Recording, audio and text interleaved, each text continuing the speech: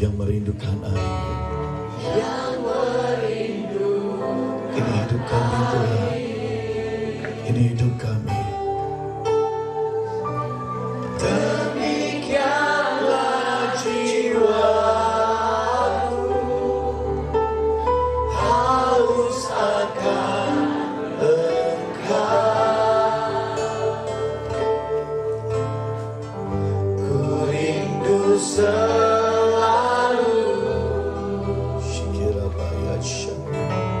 hadimu di hidupku.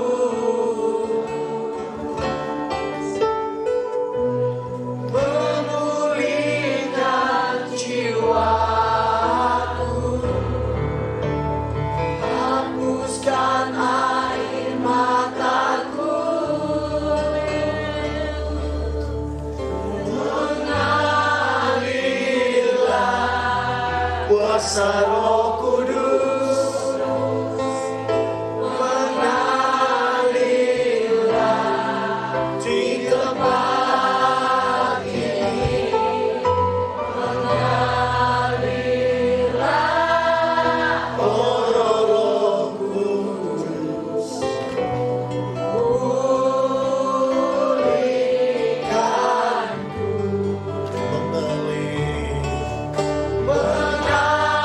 Menemukan tangan saudara, biarkan Tuhan sentuh engkau.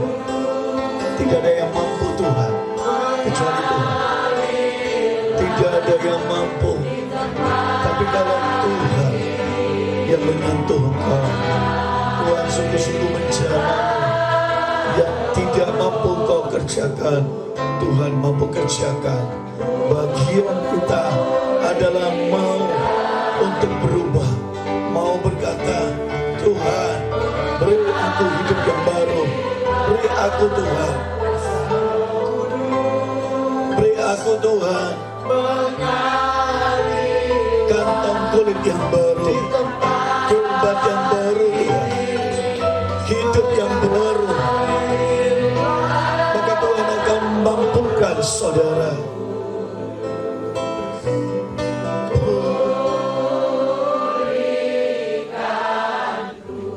Roh Kudus, ambil alih akan firman-Mu.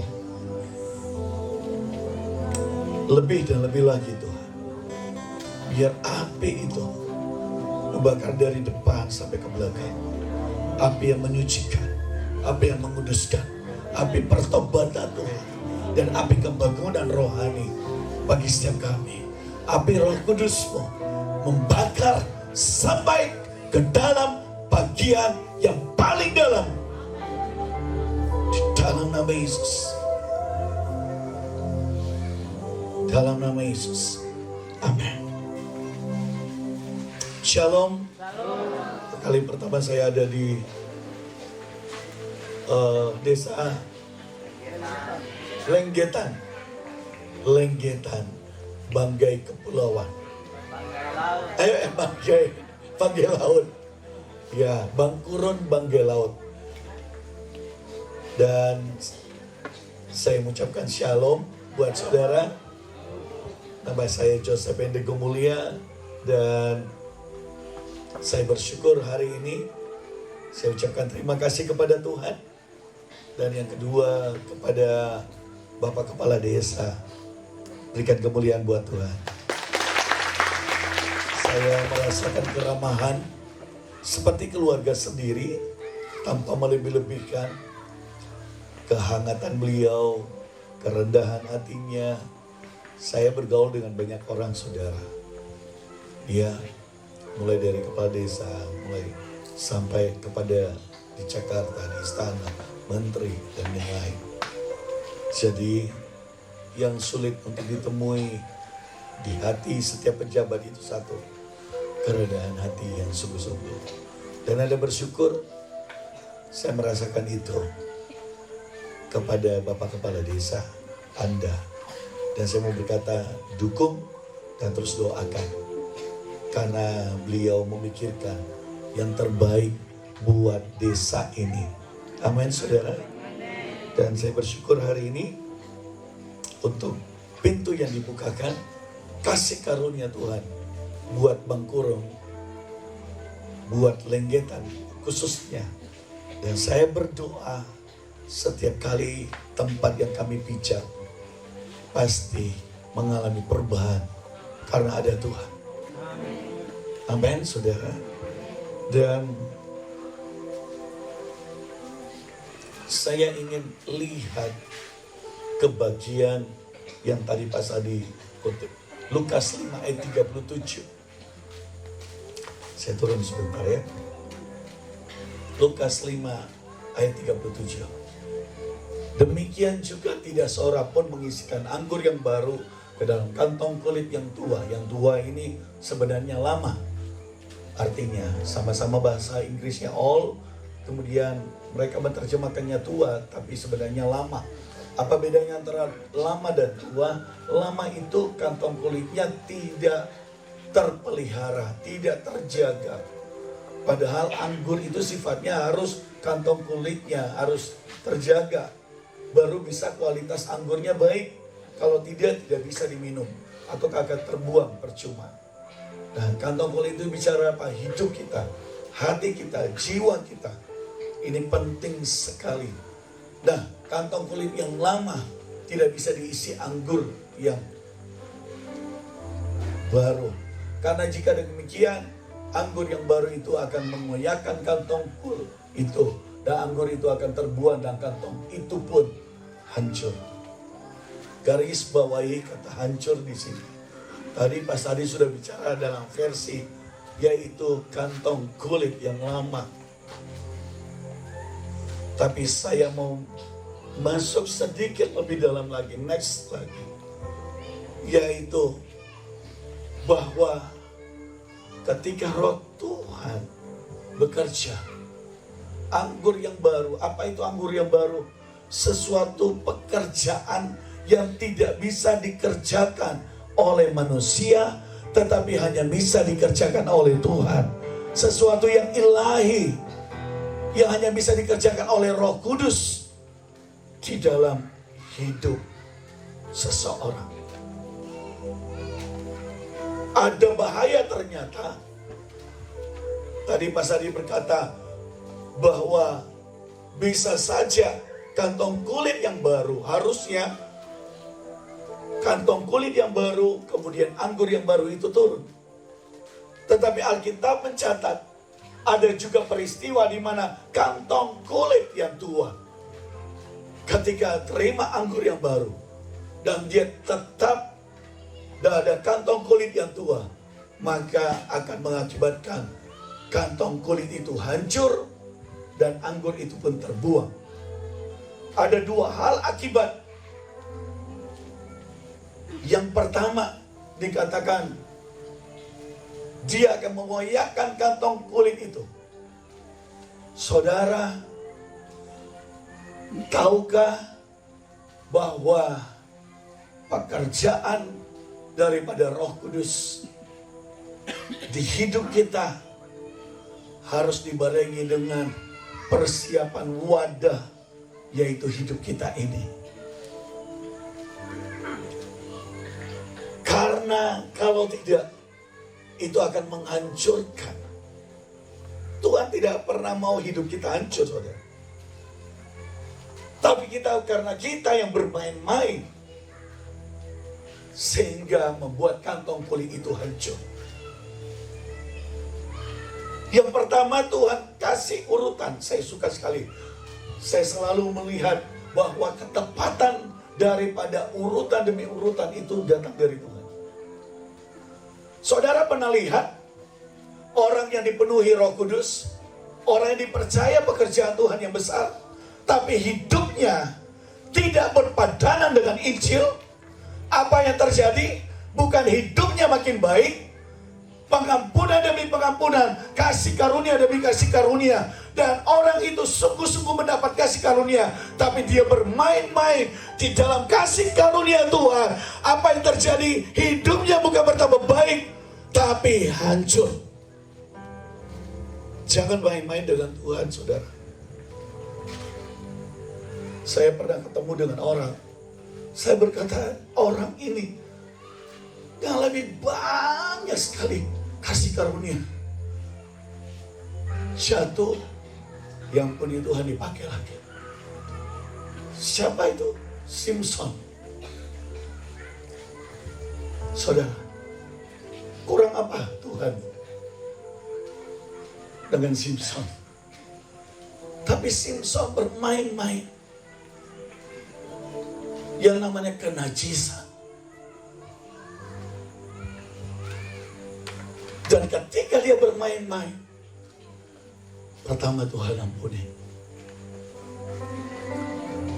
kekuatannya pulih lagi. Yang kedua, kemudian jatuh lagi, Tuhan ampuni, kekuatannya dia minta pulih lagi. Yang ketiga, jatuh lagi. Saudara, kekuatannya tidak pulih. Mungkin sekarang zaman kasih karunia, mungkin bahkan Tuhan hari ini sedang panjang sabar karena cintanya kepada engkau. Karena darah Yesus ada di dalam hidup kita. Sehingga berkali-kali engkau jatuh, Tuhan tetap sabar. Tapi saya mau berkata dengan kasih Tuhan, kesabaran Tuhan harusnya membuat engkau bertobat. Kesabaran Tuhan harusnya membuat kita sadar bahwa hidup ini ditebus dengan darah yang mahal. Engkau dan saya tidak mampu untuk menebusnya, saudaraku. Bukan ditebus dengan berapa harta, berapa benda. Terlebih lagi ketika engkau yang ada dalam pelayanan dan kau memakai topeng. Kalau buat saya, walaupun salah saudara, lebih baik sekalian jangan melayani, bikin dosa, daripada kau buat masalah di dalam pelayanan. Kau menghancurkan hati orang-orang. Melayani juga atur gereja, saudara. Ngepel lantai, ambil kotoran, itu melayani juga.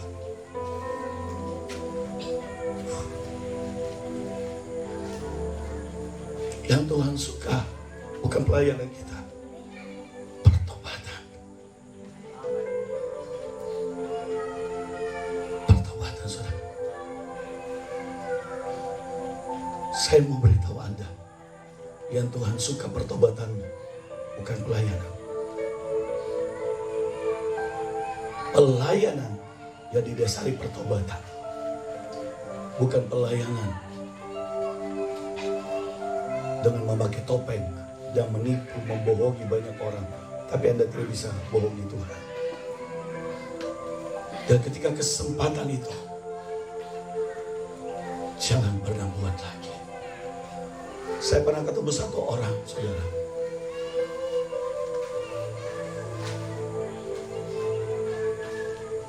Satu anak. Yang satu anak ini saya layani, masih anak muda, single, masih umur belasan, kira-kira hari itu belasan tahun. Apa yang terjadi?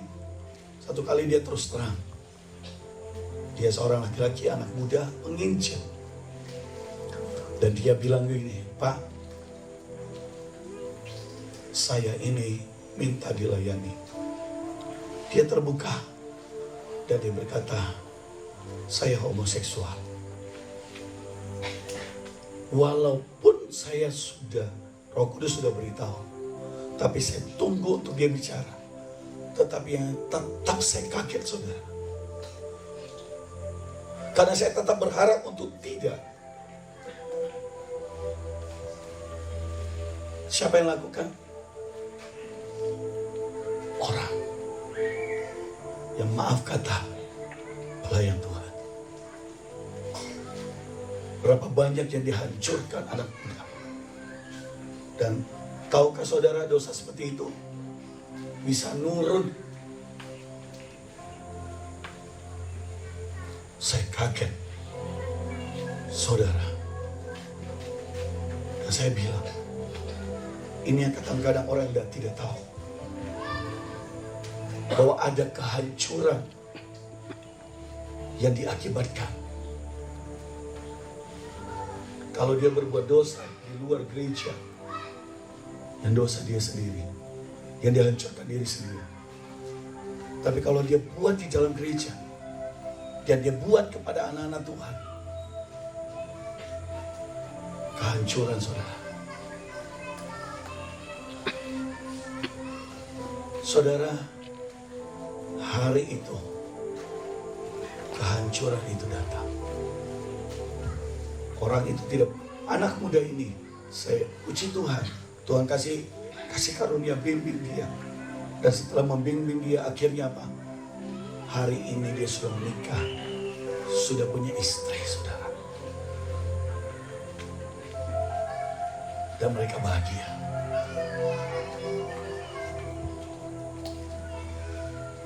Dia tanya, perlu enggak, Pak, untuk saya kasih tahu istriku? Saya bilang, kamu harus berdoa. Kalau Tuhan tidak suruh, tidak usah. Yang paling penting bukan kasih tahu. Yang penting kau tidak mengulangi lagi. Amin. Karena ada istri yang bersedia, siap terima, atau ada yang tidak. Hari itu saudara, berapa banyak orang, ini yang kata firman Tuhan, Efesus 5 ayat 18-19 saudara. Efesus 5 ayat 18-19.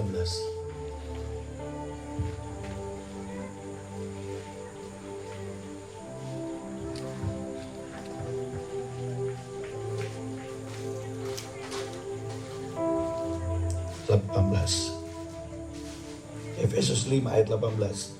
Janganlah kamu mabuk oleh anggur, karena anggur menimbulkan hawa nafsu.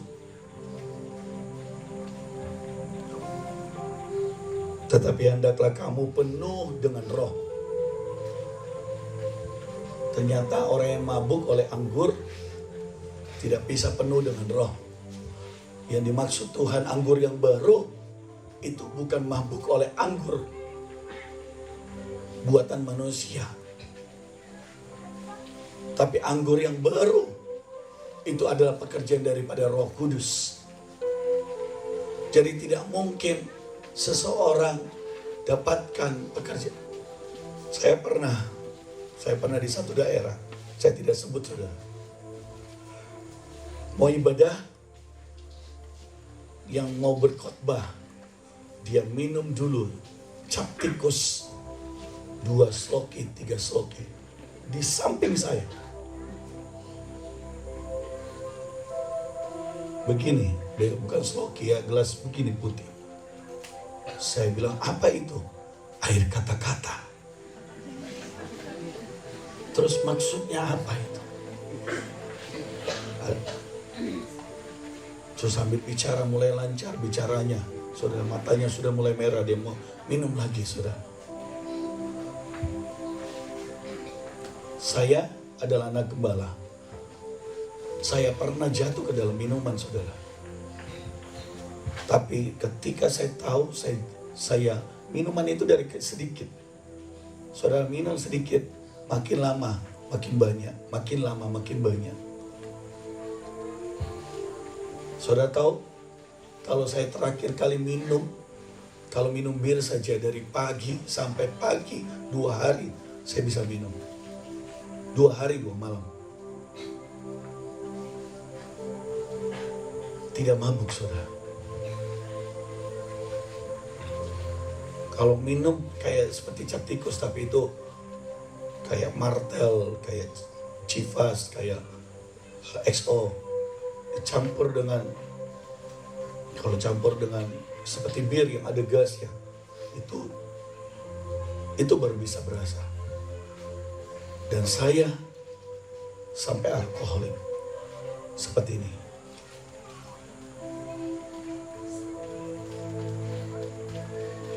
Itu masa muda saya. Jadi saya tahu betapa jahatnya hal yang seperti itu. Saya nggak tahu kenapa Tuhan mau saya bersaksi akan hal ini. Saya percaya Tuhan bukan hanya rindu untuk melepaskan saya, tapi melepaskan saudara. Amin. Asalkan saudara benar-benar mau. Oleh sebab itu ketika minum, besok, kalau minum malam, orang peminum besok itu harus minum sedikit. Ada banyak alasan.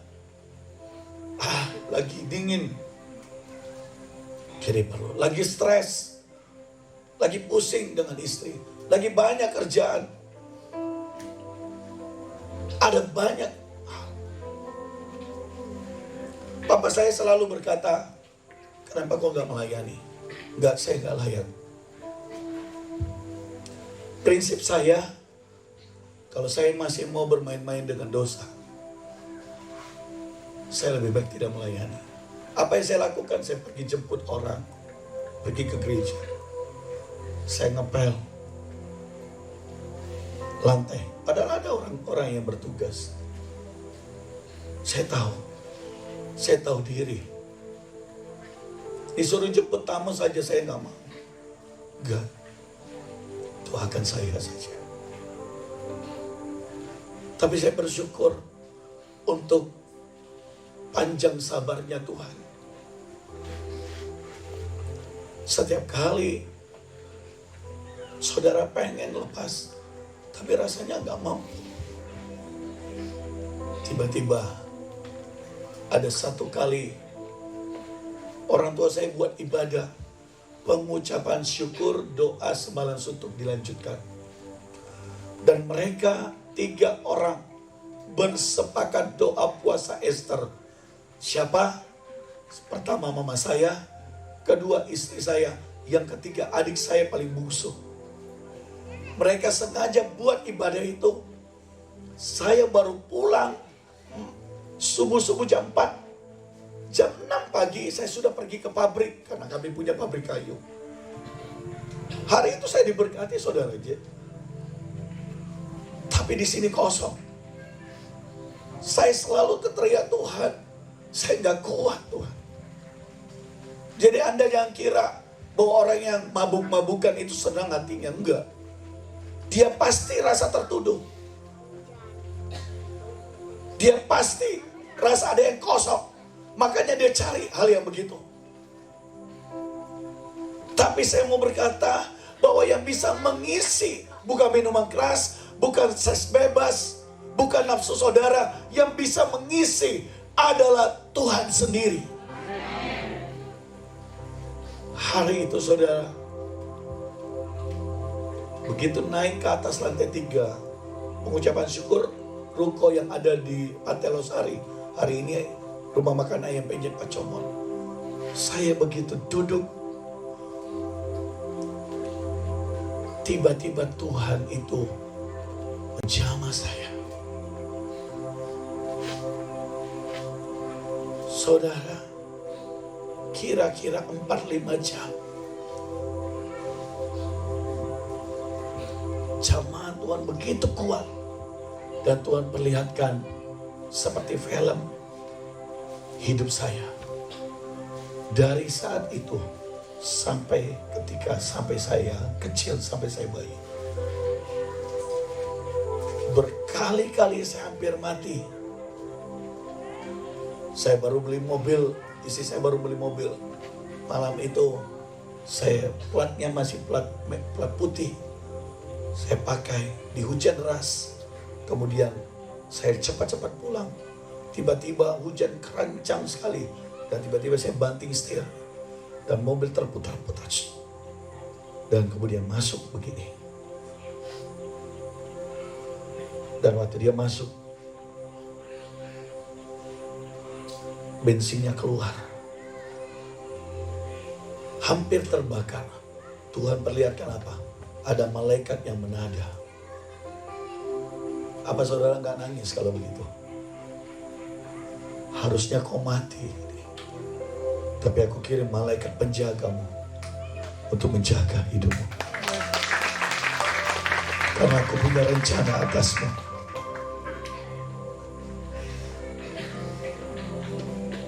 Saya pernah narkoba, saudara. Bandar itu dapat modal dari saya. Maksudnya bukan saya modalin, supaya saya tidak pegang-pegang barang. Ya sudah, kasih 1 miliar, kasih berapa, sudah pegang berapa yang butuhkan, langsung. Dan saudara, saya benar-benar ketergantungan. Sampai waktu saya mau sembuh, saudara tahu timbangan saya berapa? 40, kira-kira 45-47 kilo. Seperti itu. Di bawah dari 50. Bukan karena puasa, tapi karena narkoba. Dan waktu saya mau sembuh, itu saya seperti robot begini.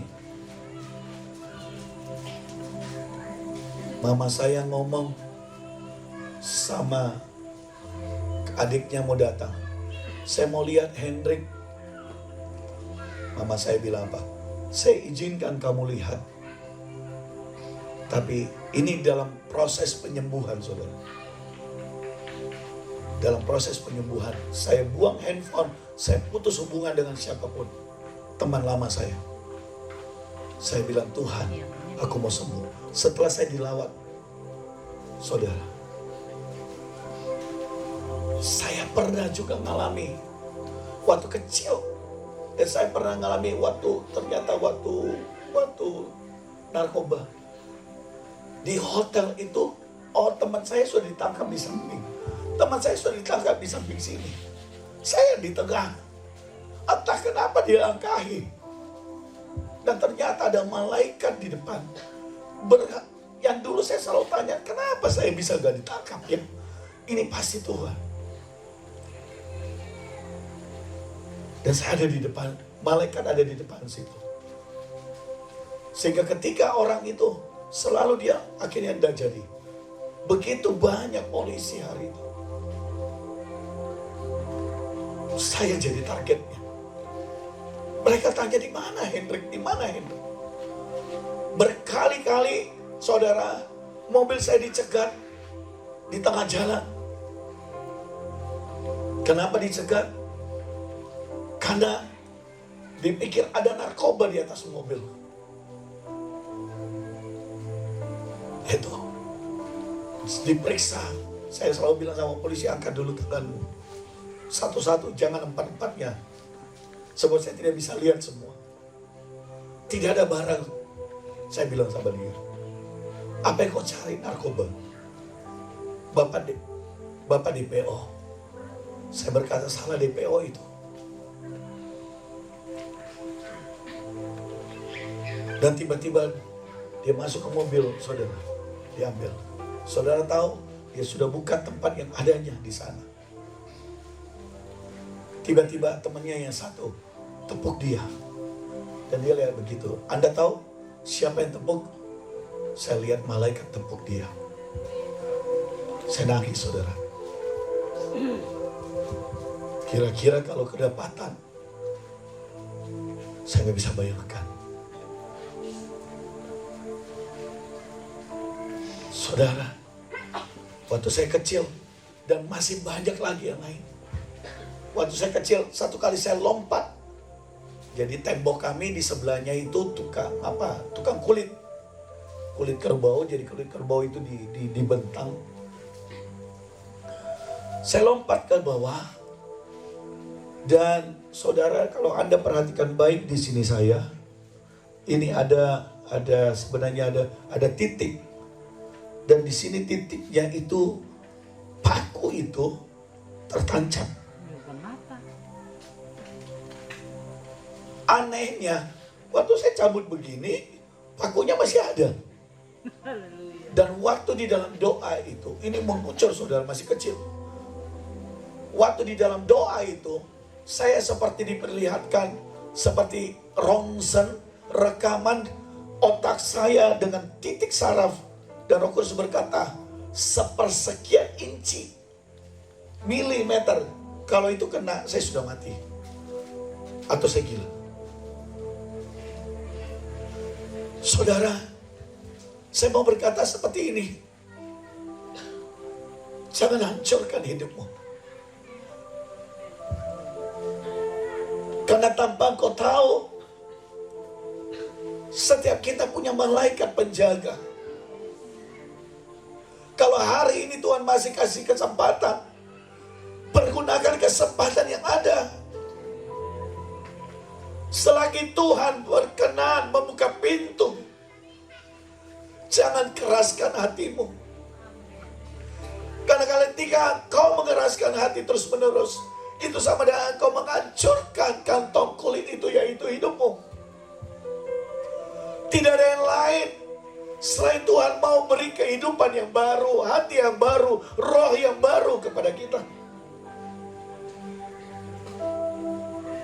Saya lanjutkan baca, tetapi hendaklah kamu penuh dengan roh dan berkata-kata seorang kepada yang lain dalam mazmur, kidung pujian dan nyanyian rohani, nyanyian dan bersorak-sorak bagi Tuhan dengan segenap hati. Yang Tuhan mau kita bukan penuh dengan anggur yang memabukkan, penuh dengan dosa. Yang Tuhan mau kita penuh dengan roh. Amin. Amin. Kalau Tuhan beri kita kesempatan, itu karena cintanya yang tidak terbatas atas hidup. Kalau Tuhan selalu membuka tangannya, menantikan engkau kapan kembali, kapan bertobat, kapan bisa berkata, Tuhan ini hidupku.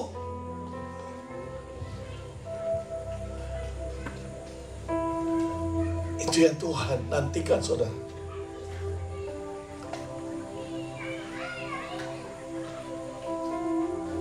Ada orang yang baru-baru, dia biarkan hidupnya seorang anak Tuhan. Apa yang terjadi? Dia biarkan terus jatuh dalam persidangan.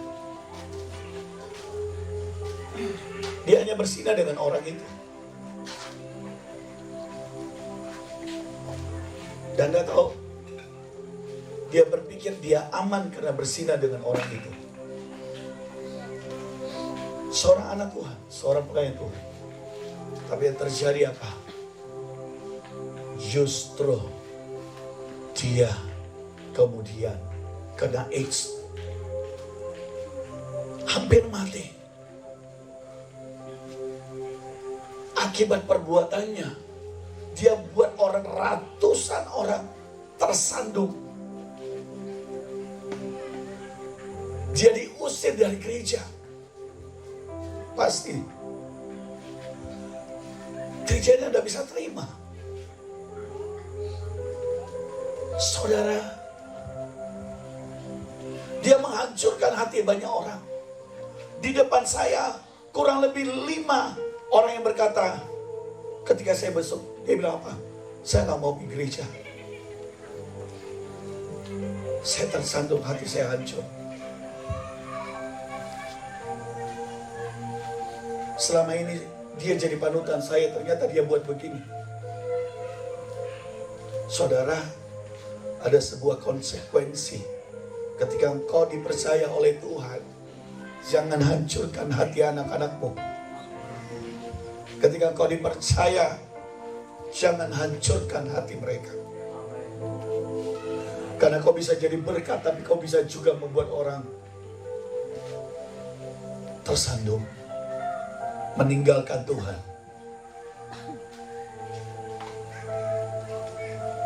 Saudara,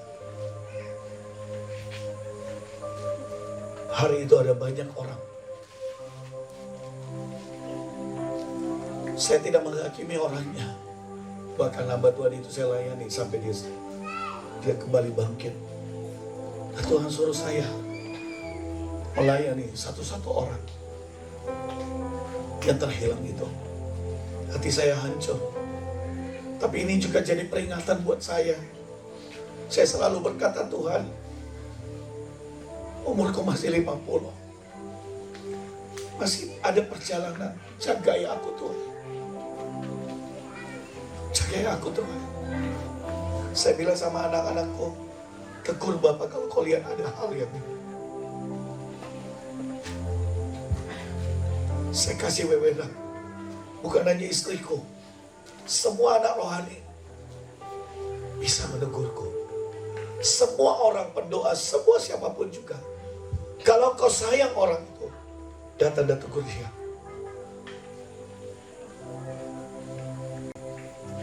Jangan biarkan itu. Dia butuh engkau. Dan mungkin saja engkau yang dipakai Tuhan. Hari itu saudara, saya melayani banyak orang. Hal yang kedua, dia menghancurkan dirinya tadi. Dia menghancurkan kantong kulit yang lama. Benar? Tapi ada kehancuran yang kedua yang dibuat. Apa itu? Apa itu saudara? Anggurnya terbuang. Anggur yang terbuang ketika saya duduk. Justru ini kehancuran yang paling fatal. Artinya apa? Pekerjaan Tuhan menjadi sia-sia. Nama Tuhan tidak dipermuliakan. Padahal tujuan Tuhan tadinya adalah apa? Agar supaya orang itu ketika dipercayai, dia bisa menjadi orang yang sungguh-sungguh bertobat. Saudara yang terkasih, mari sungguh-sungguh, setiap Anda harus digembalakan. Setiap Anda harus punya bapak rohani. Orang yang bertanggung jawab secara rohani. Bisa menegurmu. Kalau Anda suami istri, carilah itu. Jangan berkata saya hamba Tuhan, saya tidak perlu orang tua rohani. Salah saudara. Anda justru makin tinggi jabatanmu, Anda harus punya orang tua rohani. Kenapa? Di sana Anda belajar untuk dikoreksi. Di sana Anda belajar untuk ini. Karena yang tahu persis kalau itu orang tua rohani dari Tuhan, pasti orang tua. Pak, usia saya sudah 70, tetap saudara. Anda tahu Benihim, dia punya orang tua rohani. Benihim pelayanannya mendunia. Orang tua rohaninya, penggembalanya kecil, sederhana orangnya. Tapi waktu Benihim mau mengalami pemulihan, Tuhan bicara kepada orang tua rohaninya.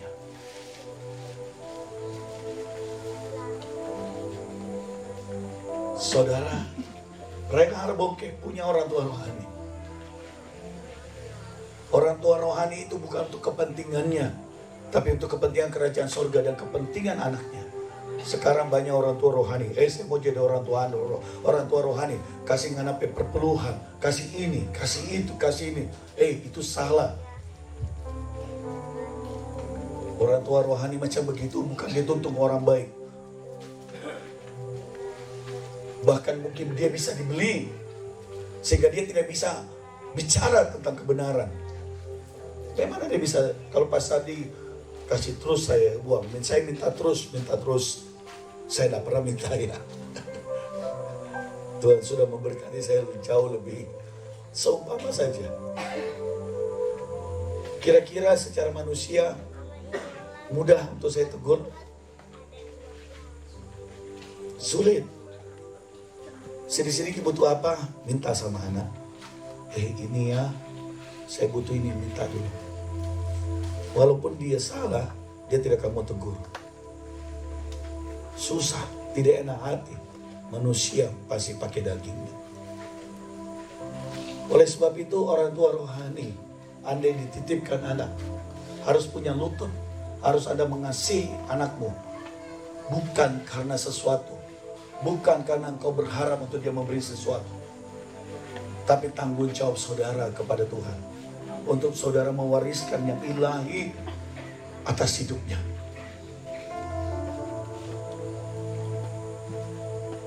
Anak-anakku biasa kasih saya bilang jangan. Saya seringkali menolak. Bukan uang ya. Hal-hal apapun juga. Saya bilang enggak. Bapak udah cukup. Kenapa? Saya hanya mau terima yang dari Tuhan. Kalau ada maksud yang lain-lain aneh-aneh, no. Kalau Tuhan bilang tidak, tidak.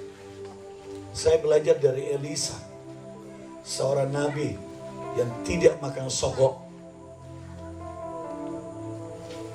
Seorang nabi di bangsanya, orang dari ujung negara tetangga datang untuk bertemu dengan dia. Karena dikenal seorang nabi yang sungguh-sungguh takut Tuhan. Saudara yang terkasih, Anda yang pelayan Tuhan, hamba Tuhan. Kalau Anda hidup benar di dalam Tuhan, bahkan orang dari pulau manapun, ketika Anda sungguh-sungguh dengan Tuhan, orang bisa datang cari saudara. Karena Anda adalah seorang nabi, hamba Tuhan yang sungguh-sungguh hidupnya pada Tuhan. Satu kampung ini akan tahu siapa saudara. Bagaimana kau sungguh-sungguh menjaga hidupmu. Bagaimana kau sungguh-sungguh mengasihi Tuhan. Saudara, bahayanya adalah anggur itu terbuang.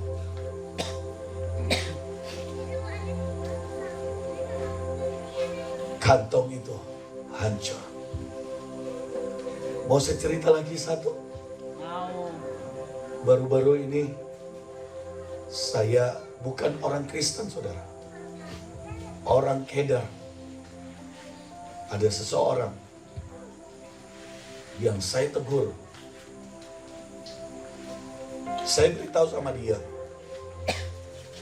tolong berhenti.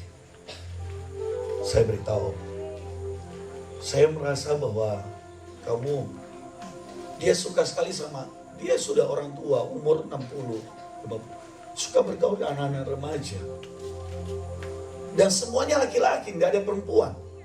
Ini sebuah kejanggalan. Kalau Anda lihat ada perilaku seperti itu, monitoring saudara. Karena jangan sampai dia menghancurkan generasimu, keluargamu. Dan yang dia dekat semua anak laki-laki. Saya beritahu sama anak orang ini, Pak, apa yang kau lakukan? Tidak, Ci, tidak. Dan saya berkata, awas, jangan sampai engkau membuat kerusakan lebih banyak orang.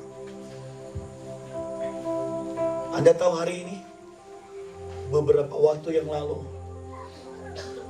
belum lama, saya mendengar dia meninggal. Anda tahu dia meninggal dalam keadaan apa? Sakit AIDS. Anda bisa bayangkan berapa banyak orang yang dirusak. Saudara, dia meninggal. Waktu dia mau meninggal, dia telepon saya, Bapak Pendeta, maafkan saya. Ampuni saya Tuhan. Dia nangis. Dia berkata, bisakah Tuhan mengampuniku? Saya berkata sama dia, tanya ke Tuhan. Saya sudah berkali-kali, berulang-ulang kali, lebih dari 5 kali beritahu ke dia.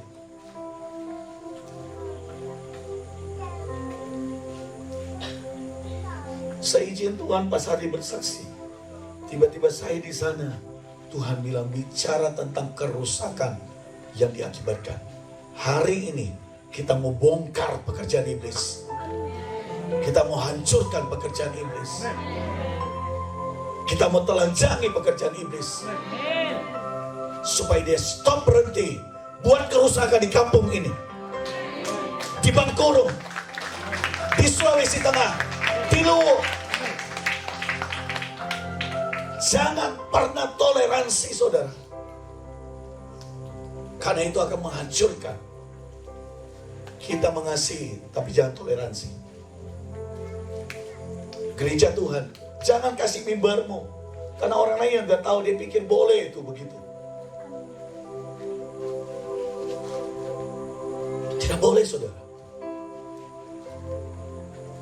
Tidak boleh.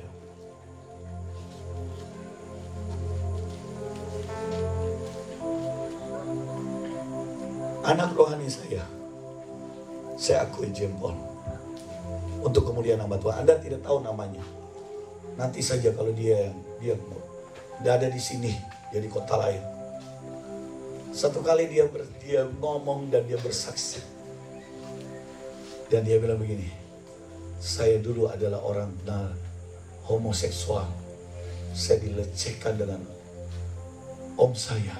Saya dilecehkan yang kedua dengan hamba Tuhan. Dan dia berkata, tapi saya puji Tuhan, diselamatkan oleh hamba Tuhan. Saudara, kalau kau sudah bertobat, saksikan supaya orang lain bisa sembuh juga. Ada orang berkata tidak mungkin. Enggak. Saya punya ada lagi satu anak di Makassar.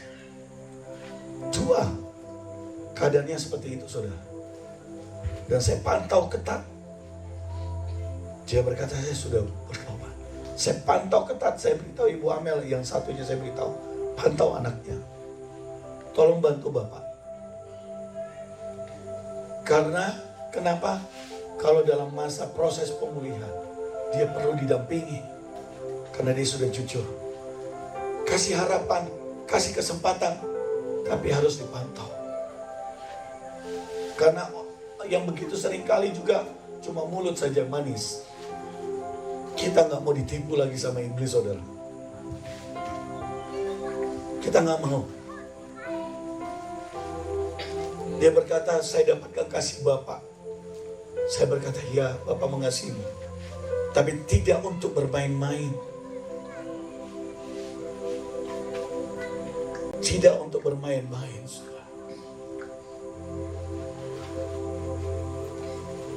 Kehancuran yang diakibatkan. Bagaimana bisa pulih? Kalau saudara siapkan pertobatan hati yang hancur.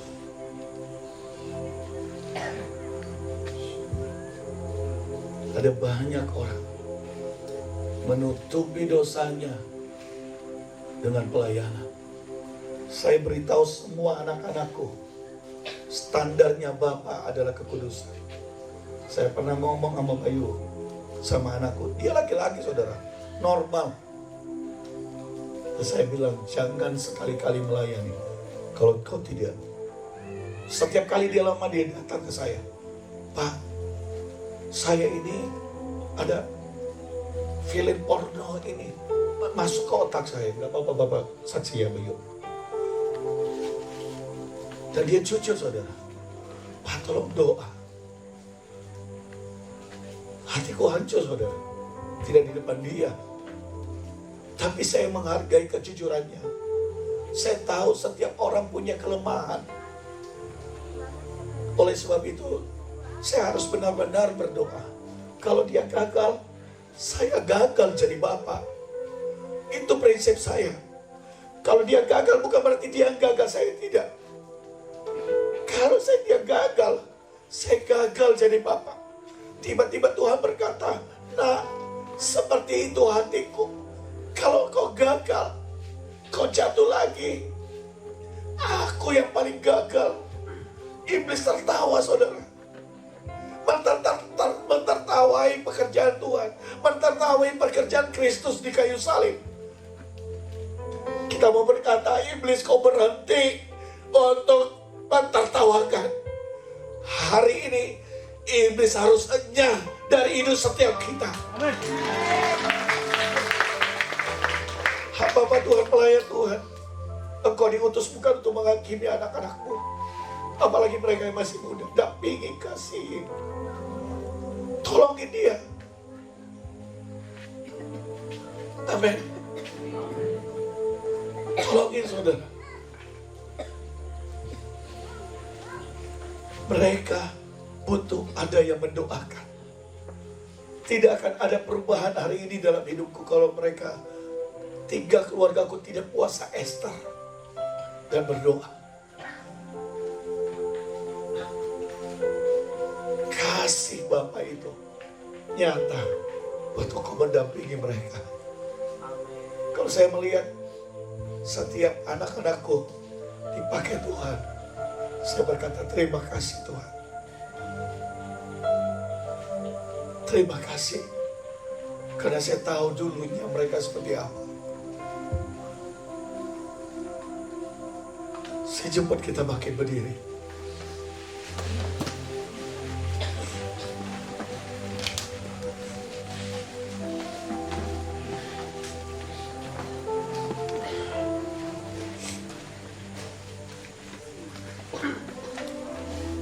Kira bayasya.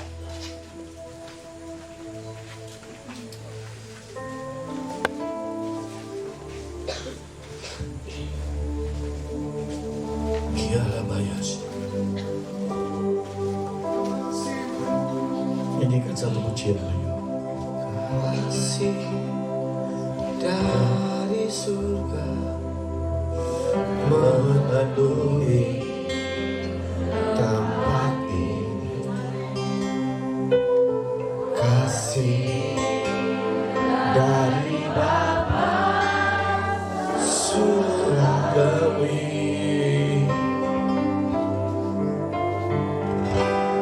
Kasih dari Yesus mengalir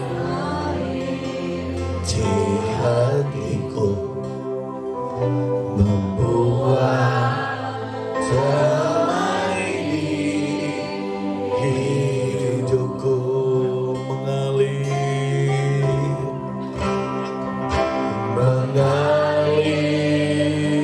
kasih dari tempat tinggi, mengalir kasih dari Allah Bapa, mengalir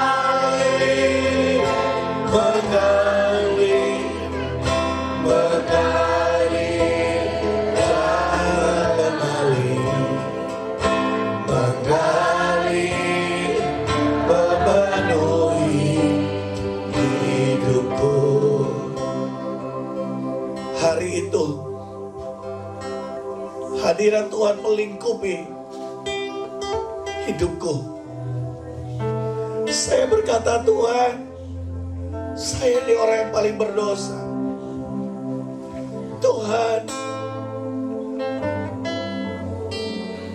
aku mau untuk dilepaskan. Hari itu saya berlutut di tengah-tengah ruang doa, saudara. Saya tidak peduli bahwa saya ini anak gembala. Saya sudah tidak peduli apakah saya ini pengusaha. Saya sedang berkata, ini adalah waktu Tuhan. Kalau lewat hari ini, mungkin saya akan dibuang neraka. Karena saya sendiri tidak tahu bagaimana caranya harus keluar. Hari itu saya nangis. Saya minta adikku doakan. Saya minta mamaku doakan. Saya minta semua orang mendoakan. Saya sudah tidak malu, saudara. Karena saya tahu ini kesempatan yang paling berharga.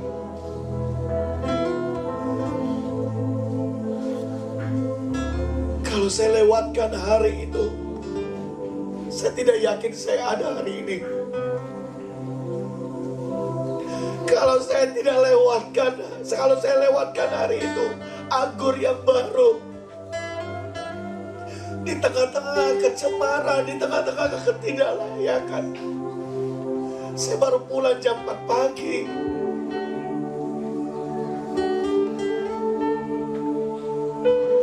Seharian tidak tidur. Orang yang begini jahat, Tuhan, bagaimana bisa Kau kasihi? Tuhan berkata, aku mengasihimu, aku memilihmu. Saya tidak tahu apapun pelanggaran Anda.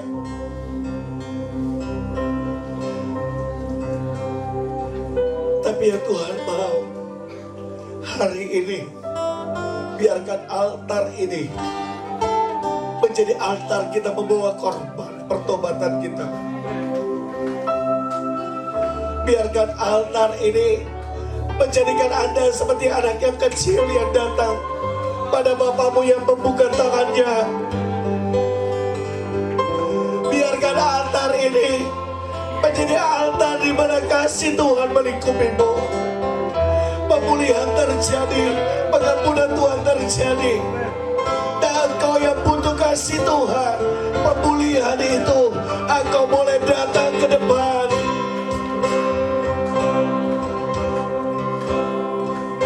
Bergali kasih dari tempat tinggi, bergali kasih dari siapapun saudara, siapapun saudara.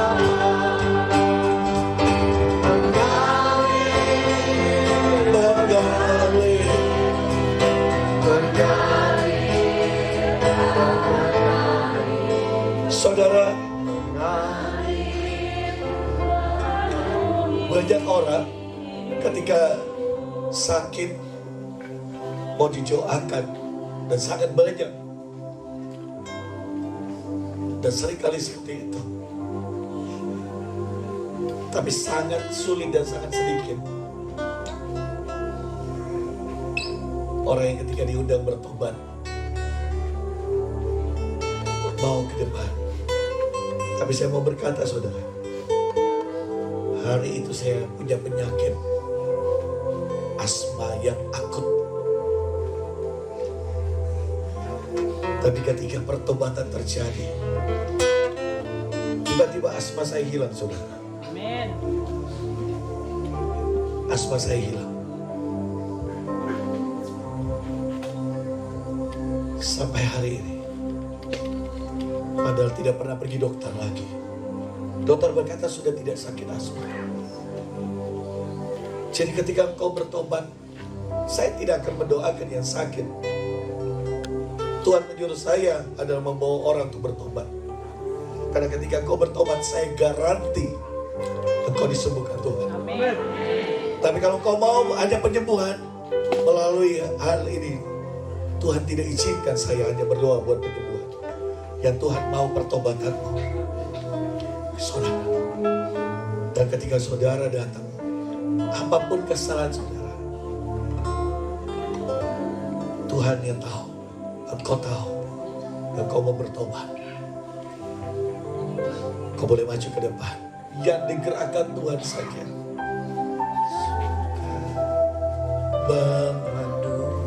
Saya hitung sampai 5. Kalau saya hitung sampai 5 tidak ada, tidak apa-apa saudara. Hanya yang mau saja. Karena saya tahu pertobatan itu anugerah dari Yesus mengalir di hatimu, membuat satu. Siapa yang mau maju, kau dapat kemurahan dari Tuhan. Jua apapun saudara keterikan saja.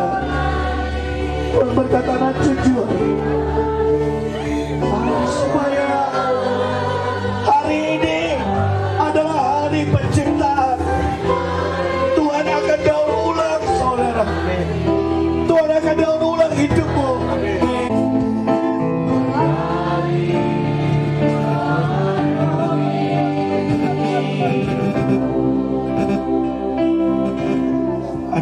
Sekarang ini ada satu orang anak saya, itu yang buat hati saya hancur. Satu kali dia keluar dari kota Makassar, dan di sana dia terjangkit sakit AIDS. Dia pulang, Ibu Abel beritahu dia datang. Saya beritahu Ibu Abel tanya, periksa dia, dan saya kaget. Dokter berkata dia sakit. Hari ini dia ada di Makassar. Hati saya hancur, saudara.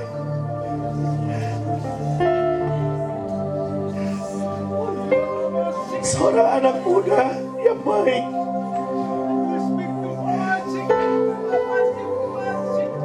iblis ingin menghancurkan dia. Tapi saya berkata, iblis, stop. Engkau tidak akan bisa menghancurkan hidup anakku. Saya memeluk dia. Iblis berkata dia sakit AIDS. Saya berkata saya tidak peduli. Saya percaya Tuhan proteksi hidupku. Hari ini dia butuhkan kasih Bapa. Aku mengasihi dia. Saya duduk makan sama-sama. Saya gak malu, saudara. Yang penting dia mau bertobat. Kasih dari tempat ini mengalir, kasih dari kata Lagu yang baru. Dia berkata, kau berharga, kau bernilai.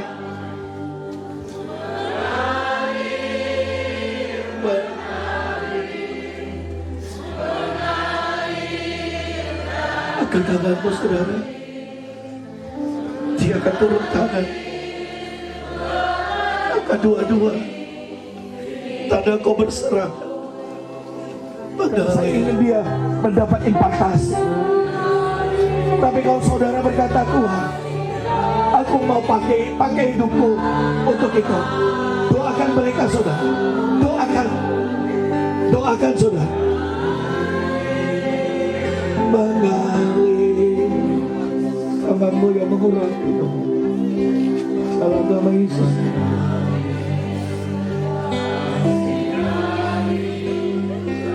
Jangan pernah lari lagi. Iblis, kau tidak bisa mencegah lagi hidup. Hari ini hidupnya untukmu. Kembalilah melayani Tuhan. Bangkit Tuhan. Bangkit Tuhan. Di dalam nama Yesus.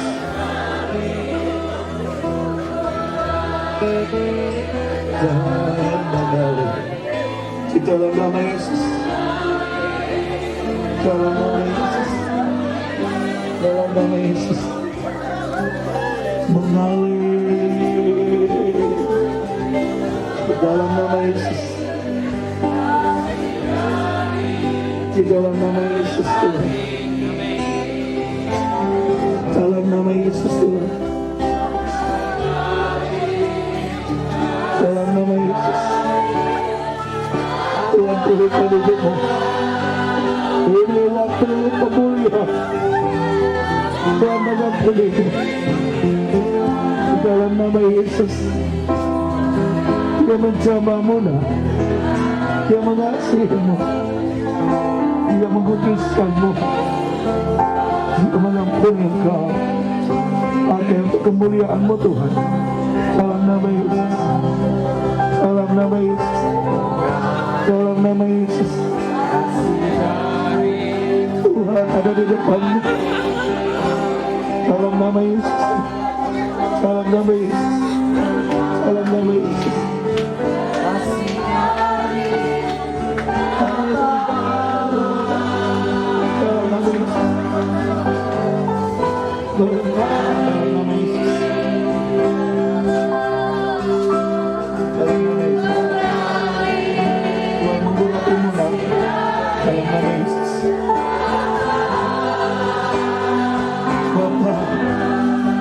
Mengalir di dalam nama Yesus. Dalam nama Yesus. Dalam nama Yesus. Dalam nama Yesus. Tuhan sembuhkan. Dalam nama Yesus. Dalam nama Yesus. Mengalir dalam nama Yesus. Kasih dari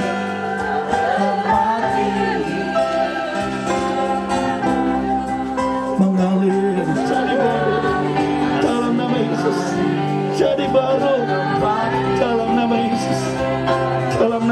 Yesus. Kasih dari kata Bapa mengalir dan mengalir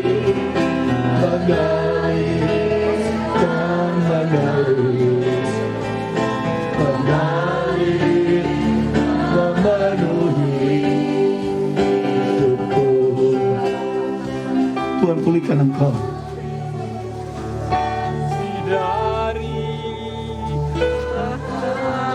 Tuhan pulihkan saudara dalam nama Yesus.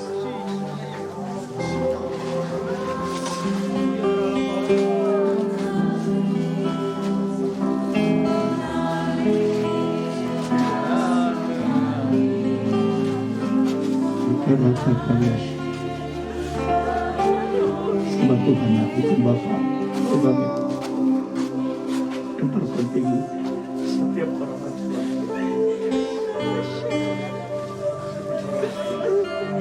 hari ini Tuhan biar hari ini yang sudah banyak kali dia kasih karunia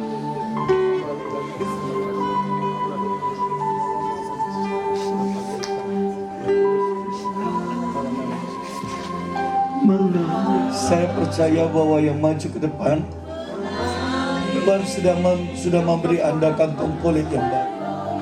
Saya percaya jemahan Tuhan sifatnya kekal.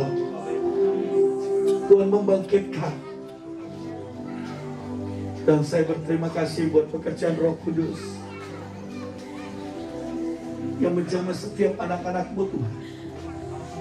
Inilah waktu pemulihan buat daerah ini. Inilah waktu pemulihan buat gereja Tuhan. Inilah waktu pemulihan buat setiap orang.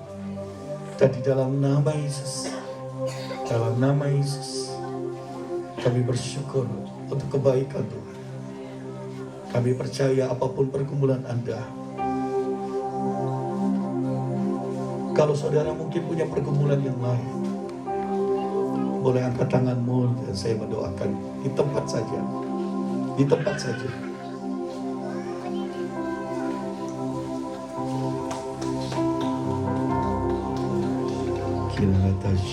Dia mati suri, saudara. 6 bulan namanya. Dokter berkata, tidak bisa disembuhkan. Hari itu saya pergi ke sana.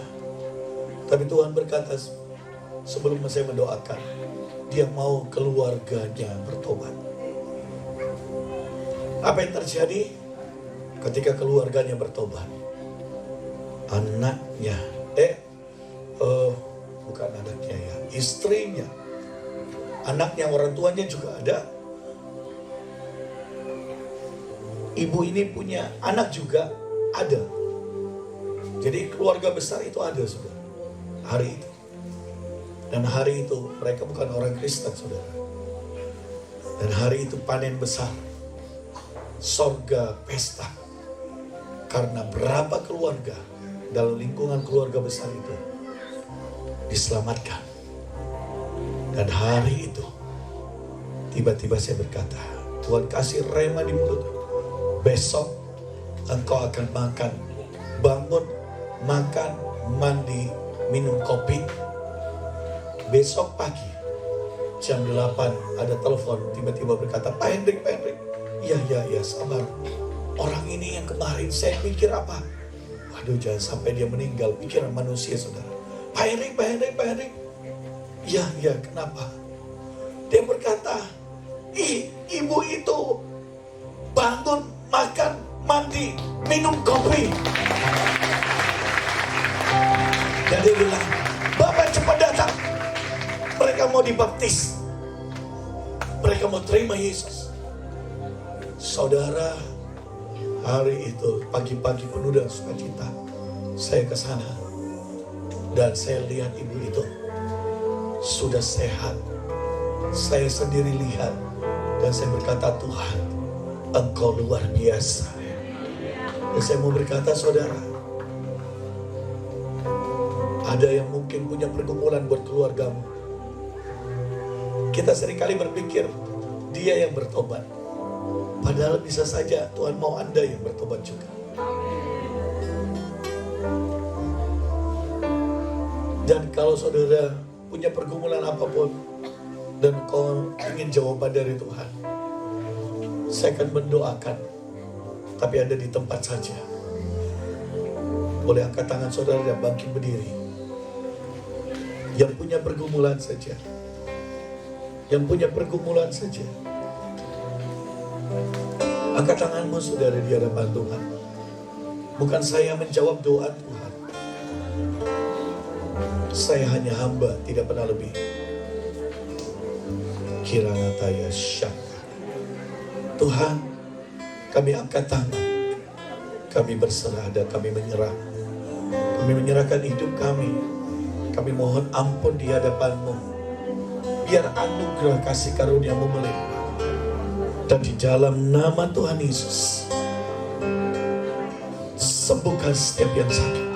Jawab setiap doa mereka, pergumulan mereka, keluarga mereka, ekonomi mereka.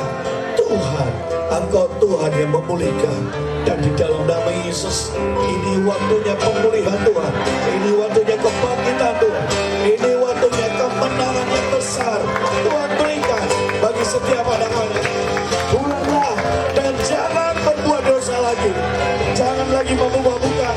Jangan lagi beri hidup yang sia-sia kepada iblis. Hari ini adalah hari yang baru, kemenangan yang besar atas hidupmu. Roh Kudus memampukan Anda, sebab Dia beri anggur yang baru. Dia memuaskan setiap hati yang lapar dan haus.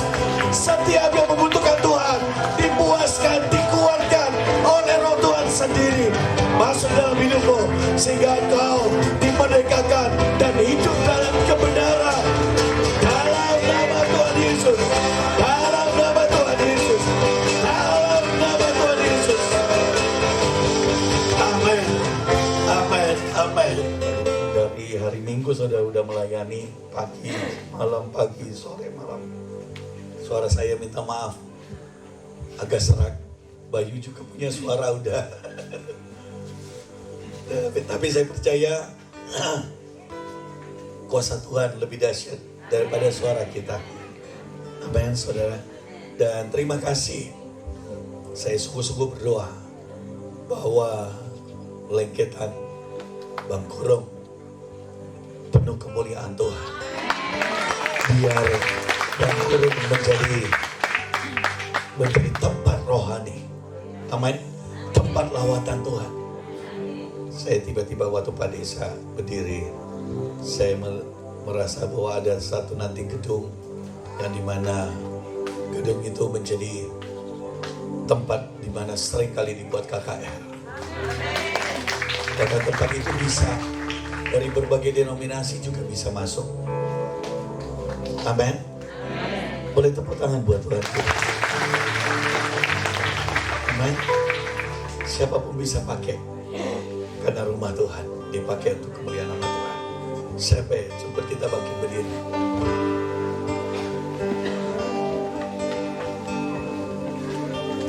Kami memujikan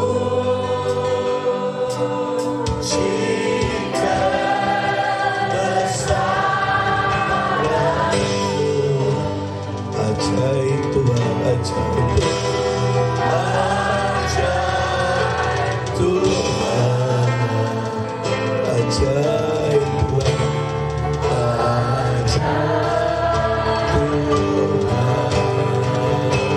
Kami memujikan bersama-Mu. Amin. Memujikan bersama-Mu.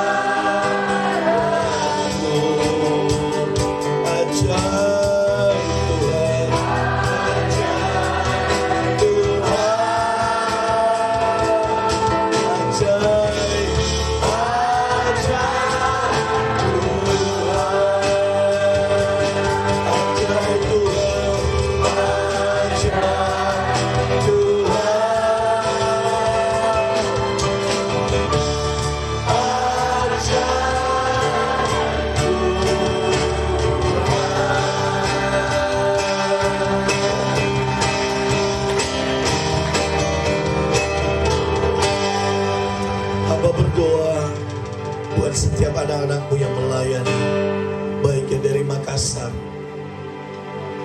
dari Luwuk,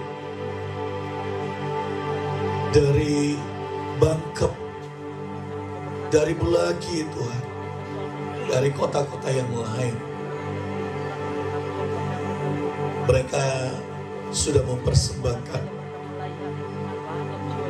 Engkaulah yang mengcovernya, dan biar menjadi dupa yang harum naik ke atas tahtamu. Apapun yang dilakukan, semuanya hanya untuk kemuliaan namamu. Dan di dalam nama Bapa, Putra, dan Roh Kudus, terimalah berkat Allah ini. Diberkatilah keluarga saudara, diberkatilah pelayanan saudara, diberkatilah bisnis, pekerjaan, dan studi saudara, diberkatilah keluar masuk saudara. Lihat tanganmu diurapi Tuhan, Roh Tuhan mengajar, menuntun, dan membuat berhasil apa yang kau kerjakan. Apa yang saudara sentuh menjadi besar, beruntung, dan berhasil. Dan bersama keluarga kami melayani Yesus Kristus Tuhan sampai Tuhan datang. Di dalam nama Tuhan Yesus, yang terima berkat Tuhan, sama-sama katakan amin 3 kali. Amin, amin,